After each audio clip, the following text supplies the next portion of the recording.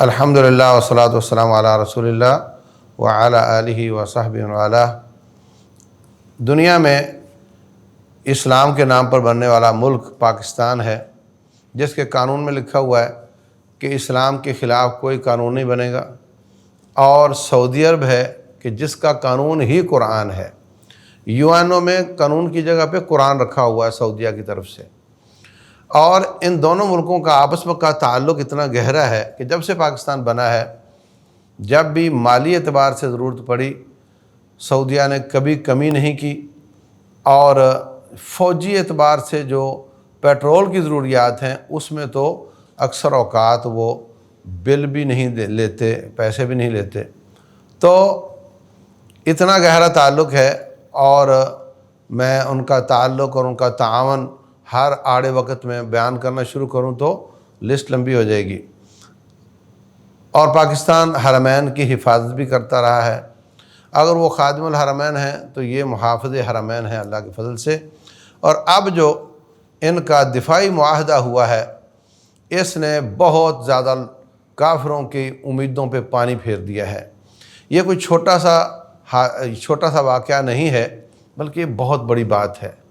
سعودیہ switch کیا ہے، امریکہ کی طرف ہمیشہ دیکھتے تھے، اب اس نے پاکستان کے ساتھ معاہدہ کیا ہے۔ اس نے کہہ رکھا تھا میں تمہاری حفاظت کروں گا، وہ نہیں کر پایا۔ اب انہوں نے اپنے مسلمان بھائیوں کے ساتھ ہاتھ ملایا ہے، اور جو چند گھنٹے کی جنگ تھی ہندوستان کے ساتھ، اس نے پاکستان کا اتنا مورال اپ کیا ہے، اتنی شہرت کی ہے، جس سے اللہ کے فضل کے بعد اب دنیا سمجھتی ہے کہ ان پر اللہ کے بعد اعتماد کیا جا سکتا ہے۔ تو یہ بہت بڑا واقعہ ہے، بہت مبارک مستحق ہے۔ اس کے پیچھے ان کی اگر دفاعی ضروریات انشاءاللہ پوری کی جائیں گی تو ادھر کی معیشت اور معاشرت کی جو ڈیوٹی ہے، ذمہ داری ہے، وہ بھی پوری کی جائے گی۔ جب دونوں کا دفاع ایک ہے، اگر کوئی آفت معاشی اعتبار سے آتی ہے تو دفاع کے خلاف ہے، اگر ویسے حربی اعتبار سے آتی ہے تو دفاع کے خلاف ہے۔ سب ایک دوسرے کے ساتھ کندھے سے کندھا ملائیں گے، اور جو یہ سوچتے تھے کہ نہیں اب اسرائیل ادھر حملے کر دے گا، ادھر کر دے گا، اور پیچھے سے ہم ان کو ڈسنا شروع کر دیں گے، ان سب کی آگ پہ پانی پھر گیا ہے اللہ تبارک و تعالیٰ کے فضل و کرم سے۔ اور یہ بہت دور رس نتائج والا معاہدہ ہے کہ پاکستان کو حرمین کی حفاظت کی ذمہ داری ملی ہے۔ اور جو لوگ کڑتے رہتے تھے کشمیریوں اور فلسطینیوں کے قتل عام پہ کڑتے رہتے تھے کہ جناب یہ حکومتیں کیا کرتی ہیں، ہمیں موقع کب ملے گا، میری نظریں دیکھ رہی ہیں کہ اگر اللہ نہ کرے شرارتیوں نے شرارتیں مزید کیں تو پھر آپ کی وہ حسرتیں بھی پوری ہونے کا وقت مجھے قریب آتا لگ رہا ہے۔ اور آپ خاطر جمع رکھیں، اپنے آپ کو تیار رکھیں، اور حوصلے بلند رکھیں، سوچ اچھی رکھیں۔ اللہ تبارک و تعالیٰ نے یہی کہا ہے منہم من قضا نحبہ ومنہم من ینتظر۔ رسول اللہ صلی اللہ علیہ وسلم فرماتے ہیں کہ من لم یغزو ولم یحدث نفسہ بہ، جو جہاد کرتا نہیں یا اس کا عزم نہیں رکھتا تو وہ نفاق پہ مرتا ہے۔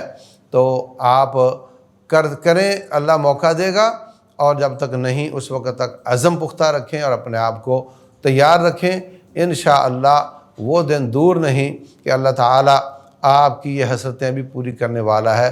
انشاءاللہ پوری قوم کو مبارک ہو کہ پاکستان کا سعودیہ کے ساتھ دفاعی معاہدہ ہو گیا ہے۔